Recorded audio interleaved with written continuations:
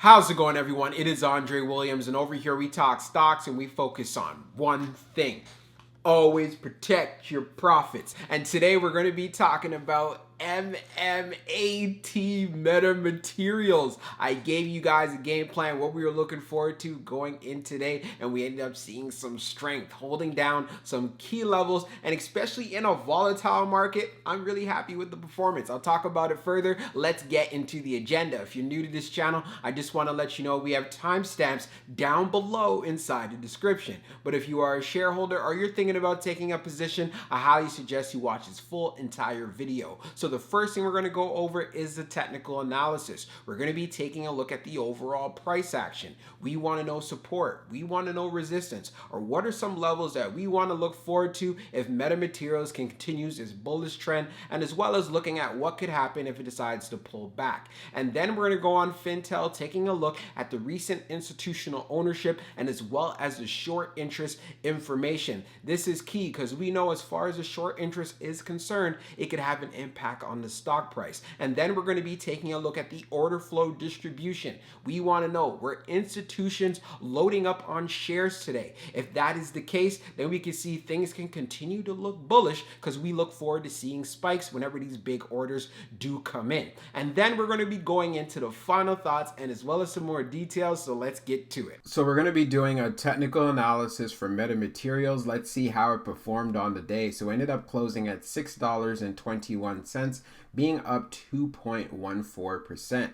On the low, it tested $5.73, and then on the high, testing $6.53. When we take a look at the volume stats on the day, we traded at 36.197 million shares, and the average volume over 10 trading days being at 18.533 million shares. So when we have this kind of volume coming through metamaterials with buying pressure, we can see appreciation in the stock, and that's what we saw today. And this is good despite the fact we had a very volatile market and a lot of stocks were down. Now when we take a look at our chart, we're using the 1-year daily chart. You can see from the RSI down below, we're right at 70.11. And when we take a look at the moving averages right here on the chart, we have strength above all of them, which is the 50-day, the 200-day, the 21-day EMA, and as well as the 100-day. I was talking about as long as we are able to hold momentum above the 100-day, things are going to be looking good. I also did talk about the fact that how $6 is a psychological key level, and the fact that we were able to close above it is something that is great to see. As far as resistance that we had on today was right around $6.53, and we could see this was an issue back in the past when it gets to these high areas. So what you want to look for going to tomorrow is seeing another strong push so we can get to the level here around $6.94. This is very doable if we end up having that above average volume and we're having that buying pressure. And I do feel like if we can get to $6.94, 7 is not too far away whatsoever, and this stock can really start moving. So that's just one thing to keep an eye on. If it does decide to pull back on the low, we ended up testing $5.73 on the day. But one thing that we can clearly see, we do have some support right here around this 566 area. So even if it pulled back to 566, we are looking forward to seeing a rebound. But for the most part, we've seen Meta consolidating and building support above the 21-day EMA,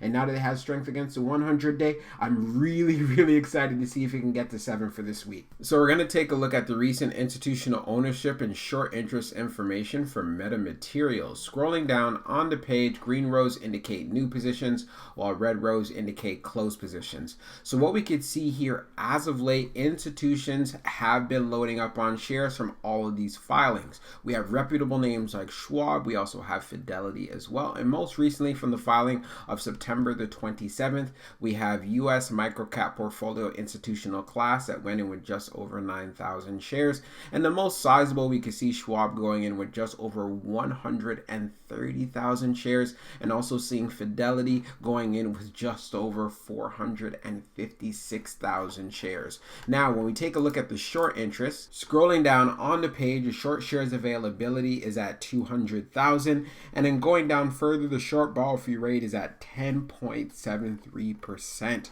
When we take a look at the history of the short volume ratio, we can see for the close of the 24th, it was at 35.58, and now the close for the 27th being at 32.27. So it has gone down a little bit, but MMAT still continues to have short squeeze potential. So I would continue to keep an eye on this play and be able to trade off of those fluctuations, because there is volume coming through the stock, and as long as there's a continuation of that, things are going to be looking good. Now let's take a look at the order flow distribution for metamaterials. So we can see on the inflow it was 54.27, and then on the outflow it was 58.23. So we ended up having an outflow day, and also it's broken down in the millions. Just want to make sure I get that clear. So as far as on the large side, it was 2.49, and then on the medium it was 30.19, and then on the small it was 21.59.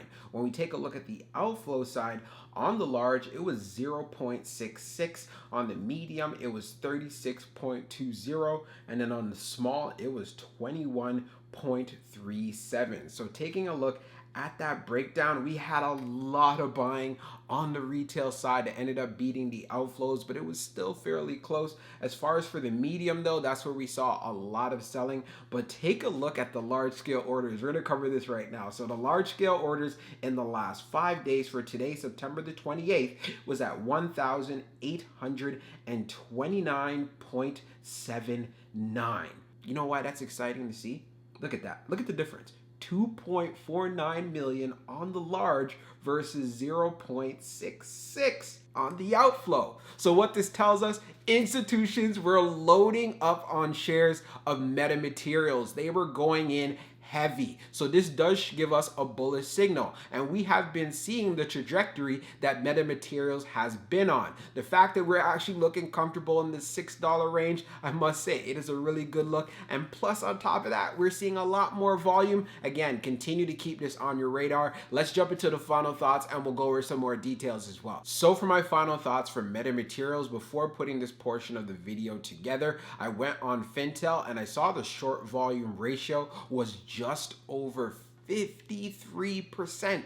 Keep in mind, the days before it was around 30. So the shorts saw the run up today and they're like, hey, we're gonna pile up on our positions. The price needs to come down. So I want to make sure this is something that everyone is aware of. This means that we're gonna have a lot of volatility coming through this stock, and volume and demand is going to be very important for this trend to actually continue. Also, when we saw on Fintel, we saw institutions were loading up on shares from the recent filings, and this is always something that is great to see. And then when we took a look at the order flow, we saw that institutions were loading up on shares. But this also brings in a lot of different questions, and these questions are, will this run continue? As far as for the overall technical setup for this play, I really do like it, and I know a lot of traders like it as well, and they're trying to push this price up even further. So with that said, this is why it's very important that the buying pressure does continue, and it has to be at a high level. The moment we have the profit taking and a lot of selling that is going on, then you're going to see the stock pull back. But of course, we want to see it being able to hold up the $6 level. And if $6 does end up breaking, we already know on the low where it tested was in the mid to high fives. So taking that into consideration, you'd want to see a continuation of seeing that actually hold up, most preferably staying above the 100-day. But you guys also do know I like when there's strength above the 21-day EMA as well. So unless it pulls back in these particular areas, then I'll be a little bit concerned. But for the most part, it still remains bullish. And as long as the volume and the demand continues and there's a lot of purchasing, then I'm going to continue to be bullish when it comes to this play. So I hope you enjoyed this video, and we'll be talking real soon.